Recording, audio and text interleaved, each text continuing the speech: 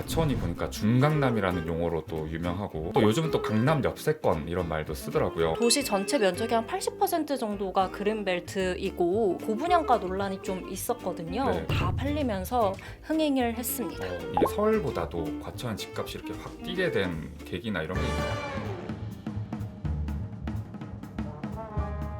집을 살까 말까 망설여지시나요? 중요한 순간에 가이드가 되어드립니다. 집중하세요.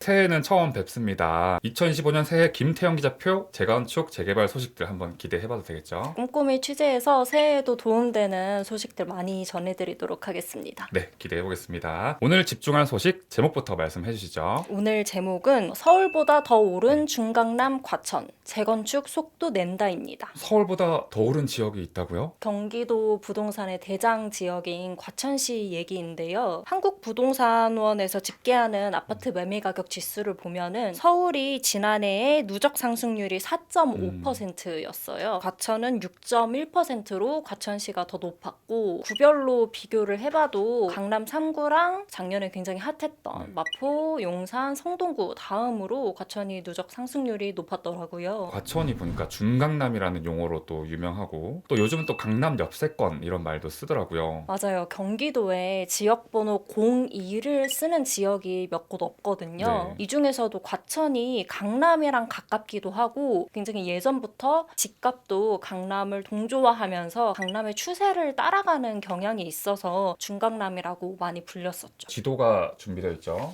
보시면 서초구랑 관악구랑 바로 붙어있는 위치에 과천시가 위치를 해 있습니다. 과천시를 모르는 분들은 그래도 서울이 아닌데 네. 이 정도까지 집값이 많이 오르고 중강남이라고 이렇게 의아해 하시는 분들이 좀 계시거든요. 지역번호 02번 쓰는 것도 처음 알았어요. 저는. 그렇죠. 과천시에 대해서 그래서 먼저 소개를 드리면요. 네. 과천시가 1982년에 쪽에 있는 정부청사가 들어왔을 때 네. 공무원들 배후 주거지를 위해서 생긴 계획도시이자 전원도시이자 서울의 위성도시예요. 관악구 서초구랑 붙어 있어서 요 서초까지 한 차로 10분, 20분이면 가거든요. 네. 강남 접근성이 굉장히 좋고요. 그 다음에 아까 전원도시라고 말씀드렸잖아요. 네. 도시 전체 면적의 한 80% 정도가 그린벨트이고 여기 관악산 있고 여기 청계산 있거든요. 정말 말 그대로 숲으로 둘러싸인 도시예요. 녹지가 그렇구나. 굉장히 많고 청소년 유해시설이 없다는 게 되게 큰 특징이고요. 문화시설도 많고 체육공원도 있고 여기 뭐 서울랜드도 있고 해서 정말 살기 좋은 도시입니다. 안양에서 네, 30년 네. 넘게 살았거든요. 아, 제가 네, 안양의 네. 고향이에요. 안양 출신이군요. 근데 과천이 이제 또 안양이랑 붙어 있거든요. 안양에서 서울을 갈 때 버스로 항상 과천을 지나요. 네, 네. 제가 몇십 년 동안 이렇게 과천을 지나면서 느낀 바로는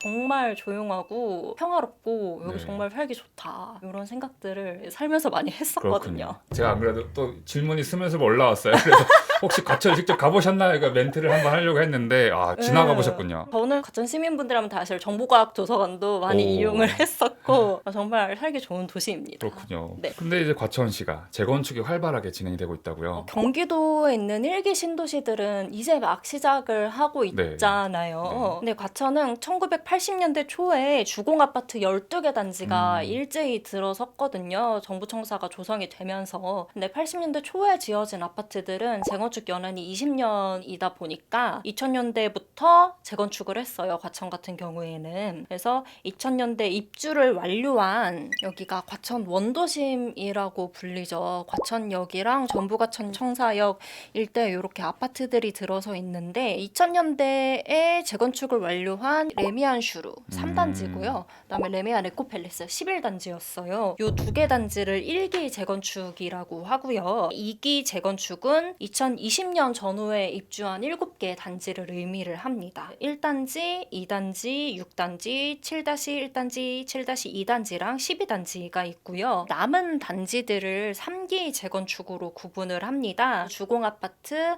4단지, 5단지, 8, 9단지는 통합으로 진행을 하고 있고요. 10단지까지 총 5개 단지가 과천에 남은 막바지 재건축 단지로 지금 속도를 내고 있습니다. 그게 다 여기에 몰려 있는 단지들인 맞습니다. 거죠. 그러면 지나가 보셨으니까 보니까 주변에 빌라라든지 그런 건 전혀 없고 일부는 있겠죠. 일부는 빌라도 있고. 조금 있는데 이제 대부분 주공 아파트로 되어 있는 도시이고 빌라들도 이제 전원주택 형태로 되어 있는 아. 곳들도 굉장히 많고요. 3기 재건축을 보면요. 속도가 제일 빠른 곳이 4단지입니다. 여기는 프레스티어 자이라는 단지명으로 재건축을 추진을 하고 있고요. 여기가 국평 분양가가 20억이 넘었어요. 오. 작년에 분양을 진행을 했는데 고분양가 논란이 좀 있었거든요. 네. 그런데도 정당 계약 시작한 지 한 일주일 정도 만에 다 팔리면서 흥행을 했습니다. 오. 그 다음으로 속도가 빠른 곳이 8구단지입니다. 여기는 2,800세대 규모 정도로 재건축할 예정이고요. 최근에 1월 8일에 관리처분 계획 인가를 받았습니다. 이주하고 철거하고 시공을 할 수 있게 된 건데 관리처분 계획 인가 받은 게 사업 시행 인가 받고 한 10개월 정도 만에 받은 거거든요.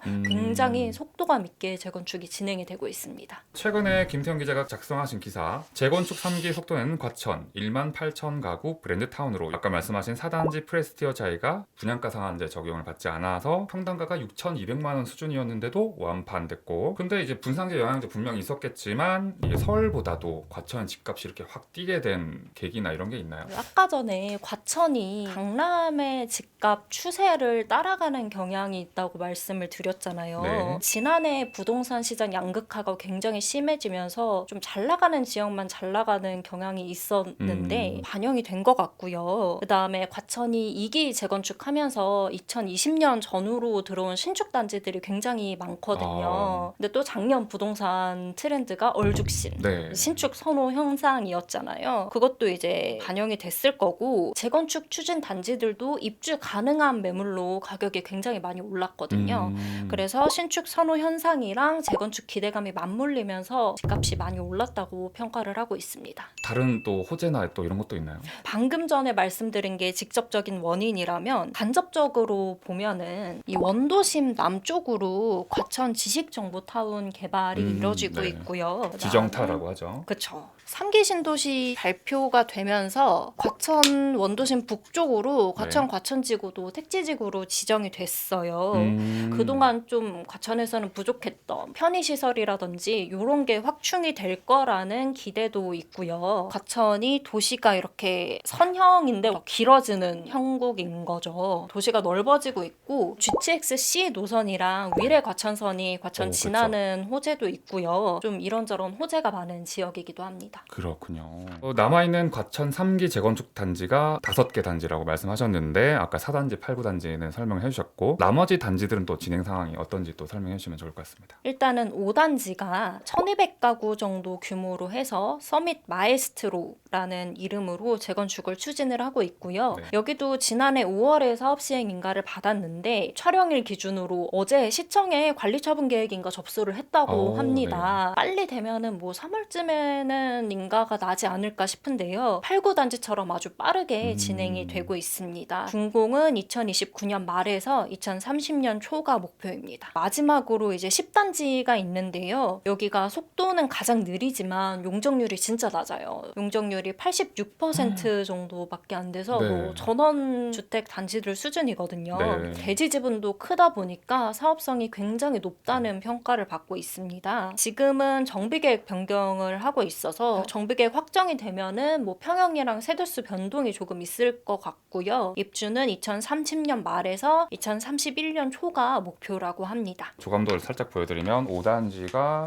역시 스카이브리드의 기본으로 네. 들어가는 것 같고 그리고 여기가 10단지네요. 이런 단지들로 이제 과천 원도심이 꾸며진다는 거잖아요. 네, 기대가 많이 됩니다. 이렇게 과천 3기 재건축이 계획대로 들어오면은 과천 원도심이 80년대, 90년대, 2000년대까지는 주공아파트 단지들이 있던 곳이었는데 2030년대 초에는 1만 8천 가구 정도 규모 되는 브랜드 아파트 타운이 될 예정입니다. 저도 사실 아이를 키우고 있다 보니까 과천으로 종종 놀러 갑니다. 서울랜드, 서울대공원 있고 과학관도 있고 네, 과학관도 갔었고 미술관도 미술관도 있잖아요. 네. 국립현대미술관 과천도 있고 또 공수처도 있더라고요. 그래서 요즘 핫한 동네입니다. 공수처 여러모로 참 주목받는 과천시 이야기 잘 네. 들어보았습니다. 다음은 시청자 여러분들의 댓글을 읽어드리는 시간입니다. 사실 지난번에 김태형 기자 첫 출연 영상 제가 썸네일을 좀 만들다 보니까 부동산 계급도 꼭대기 압구정 이렇게 달았더니 어떤 시청자분께서 부동산 가지고 천박하게 계급 이런 용어